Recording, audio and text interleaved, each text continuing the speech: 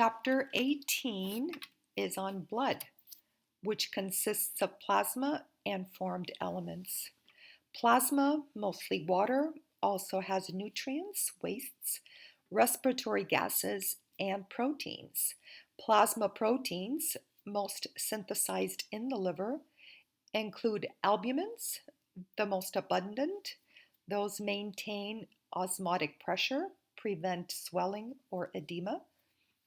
Globulins, including HDLs and LDLs, cholesterol transporters, and gamma globulins or antibodies are also plasma proteins. Finally, fibrinogen, which becomes fibrin, is a clotting agent. Formed elements include red blood cells, which are the most numerous formed elements. These are anucleated cells full of hemoglobin carrying respiratory gases. Hematocrit is the packed volume of red blood cells, almost 40% of blood. Platelets, which are small particles of a large cell called a megakaryocyte, are involved in the blood clotting process. White blood cells include all of the following presented in this slide, and the next slide illustrates one of the two categories of white blood cells, leukocytes, and those are granulocytes, which have fairly well distinguished cytoplasmic granules. Neutrophils are the most common of all white blood cells. They have multi-lobed nuclei, and these cells are phagocytic of bacteria. Eosinophils have a bilobed nucleus.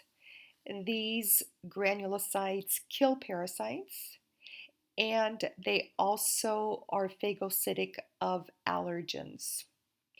Basophils, the least numerous of all the white blood cells, also have a bilobed nucleus, although it's hard to see because there are numerous large granules within basophils, and these are ones that contain histamine and heparin, chemicals that are secreted by the basophils.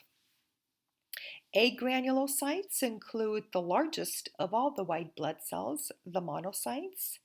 These are avid macrophages that are mobile and are indiscriminate as to what they destroy through phagocytosis. Lymphocytes are of several different types. The two main categories are B and the T cells.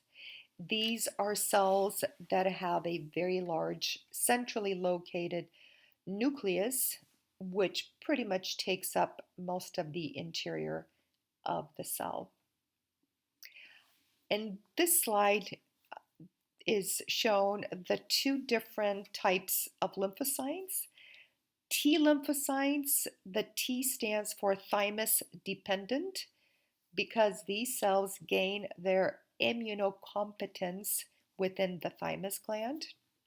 There are different types of T cells.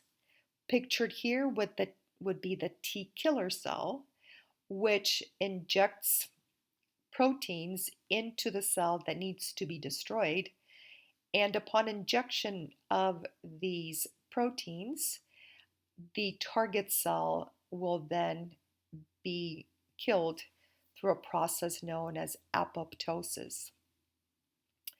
B cells are cells that transform into plasma cells once they are instructed to do so, and plasma cells, much larger than their predecessor, the B cell, are cells that secrete antibodies. Antibodies are proteins that adhere to specific markers on structures, cells, in this slide, bacterial cells, that will then be destroyed by the macrophages. Antibodies essentially mark these structures to be destroyed through phagocytosis primarily. This last slide shows a very large cell, the megakaryocyte. These cells are residing within the red bone marrow.